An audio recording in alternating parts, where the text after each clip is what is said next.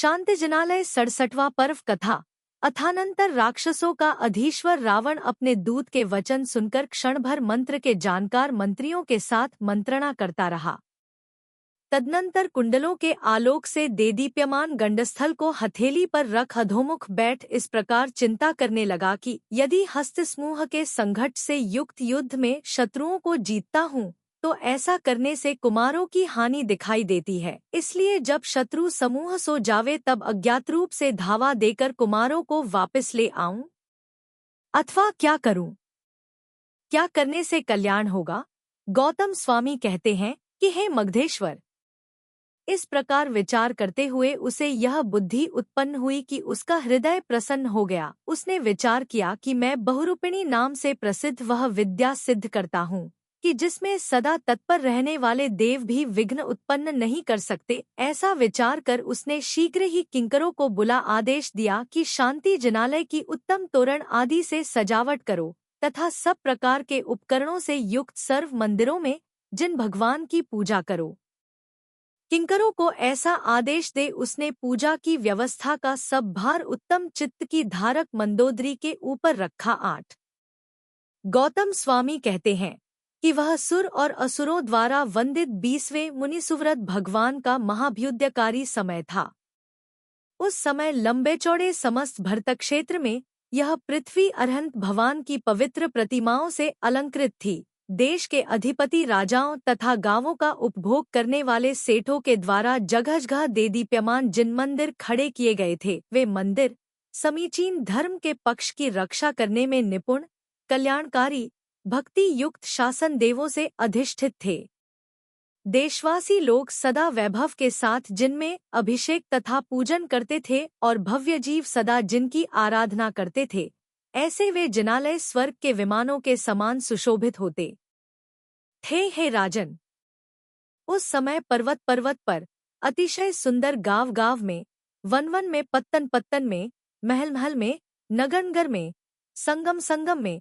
तथा मनोहर और सुंदर चौराहे चौराहे पर महाशोभा से युक्त जिन मंदिर बने हुए थे, वे मंदिर शरद ऋतु के चंद्रमा के समान कांति से युक्त थे, संगीत की ध्वनि से मनोहर थे तथा नाना वादित्रों के शब्द से उनमें क्षोभ को प्राप्त हुए समुद्र के समान शब्द हो रहे थे। वे मंदिर तीनों संध्याओं में वंदना के लिए उद्यत साधुओं के समूह से व्याप्त रहते थे, गंभीर थे, नाना आचार्यों से सहित थे और विविध प्रकार के पुष्पों के उपहार से सुशोभित थे, परम विभूति से युक्त थे, नाना रंग के मणियों की कांति से जगमगा रहे थे, अत्यंत विस्तृत थे, ऊंचे थे और बड़ी बड़ी ध्वजाओं से सहित थे। उन मंदिरों में सुवर्ण, चांदी आदि की बनी छत्रत्रय चमरादी परिवार से सहित 5 वर्ण की जिन प्रतिमाएं अत्यंत सुशोभित थीं, 19 विद्याधरों के नगर में स्थान स्थान पर बने हुए अत्यंत सुंदर जिन मंदिरों के शिखरों से विजयार्थ पर्वत उत्कृष्ट हो रहा था, इस प्रकार यह समस्त संसार बाग बगीचों से सुशोभित, नाना रत्नमयी, शुभ और सुंदर जिन मंदिरों से व्याप्त हुआ अत्यधिक सुशोभित था। इंद्र के नगर के समान वह लंका भी भीतर और बाहर बने हुए पापाफारी जिन मंदिरों से अत्यंत मनोहर थी। 22 गौतम स्वामी कहते हैं कि वर्षा ऋतु के मेघ समूह के समान जिसकी कांति थी,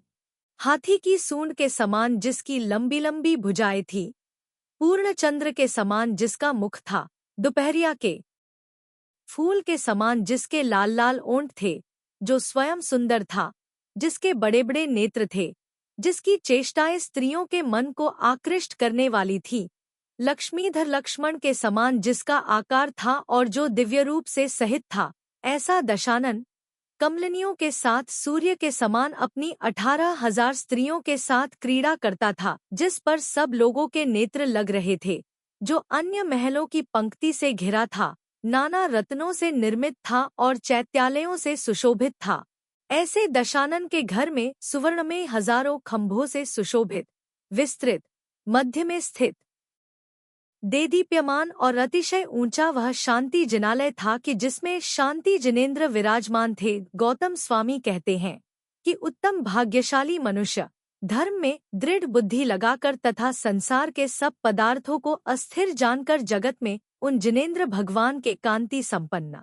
उत्तम मंदिर बनवाते हैं, जो सबके द्वारा वंदनीय हैं, तथा इंद्र के मुकुटों के शिखर में लगे रत्नों की देदीप्यमान किरणों के समूह से जिनके चरण नखों की कांति अत्यधिक वृद्धिंगत होती रहती है। बुद्धिमान मनुष्य कहते हैं कि